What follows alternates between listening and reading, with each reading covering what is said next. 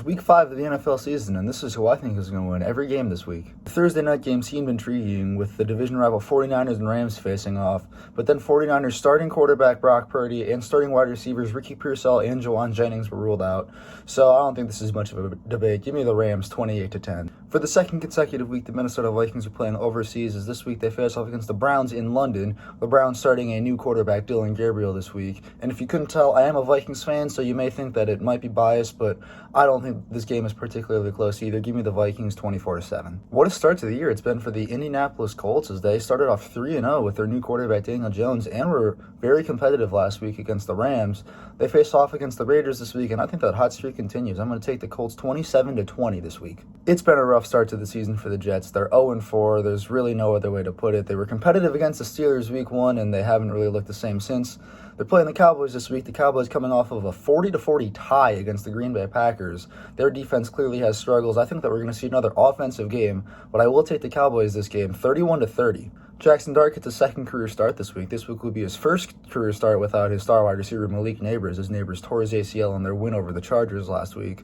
They face off against the Saints and Spencer Rattler. Spencer Rattler actually has less career wins than Jackson Dart, despite having way more career starts, and I think that continues. I'm going to take the Giants to win this game. You made the Giants 21-17. The start of the year hasn't been exactly smooth sailing for the defending champion Philadelphia Eagles, but they are still 4-0, and 4-0 is 4-0. They're facing off against Bo Nix and the Denver Broncos this week, coming off of a Monday Night Football win against the Bengals, but I just don't think that they're good enough to beat the Eagles. Give me the Eagles in this game, 28-17. The Miami Dolphins picked up their first win of the season on Monday Night Football against the Jets last week, but they lost their star wide receiver Tyreek Hill due to a gruesome leg injury that he suffered. This week, they're visiting the Carolina Panthers and Bryce Young, who have had not exactly the best start to the year, but it could have been a lot worse for them. I'm going to take the Dolphins to get their second win of the year and second win in a row in this one. Give me the Dolphins 21-14. Two teams that were two of the preseason favorites to maybe win the AFC have both gotten off to rocky 1-3 starts, and one of them is going to have to go to 1-4 as the Texans and the Ravens square off. And despite the Ravens' 1-3 record, I think they're still a good team. They've played good teams. They almost beat the Bills in week 1 before that collapse. They played the Lions pretty close. Lamar got hurt. Will Lamar play this game? I don't know. I'm going to be honest. I actually don't think it matters. The Texans, they look really bad. So I'm going to take the Ravens to win in this one. Give me a little bit of a weird score, 19-12. The Tampa Bay Buccaneers suffered their first defeat of the season last week at home against the Philadelphia Eagles as their comeback attempt fell short. Today they visit the Seattle Seahawks and their new quarterback Sam Darnold, who are also off to a 3-1 start this year.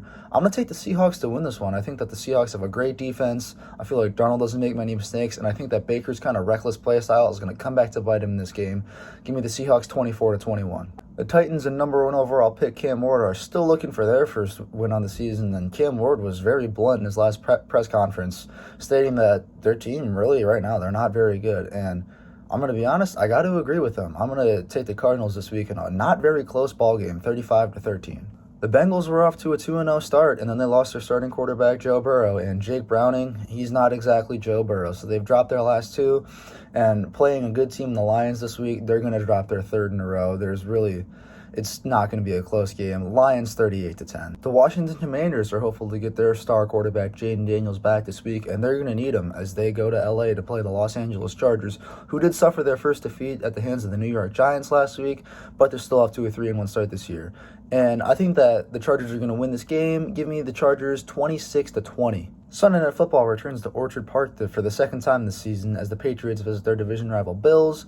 And the Patriots, they've had a pretty good start to the year for maybe what their preseason expectations were. But the Bills, they're looking like maybe the Super Bowl favorites. Give me the Bills to win this one 27-17. The last game of the week is the Monday Night Football game in Jacksonville, where the Jags are hosting the Chiefs.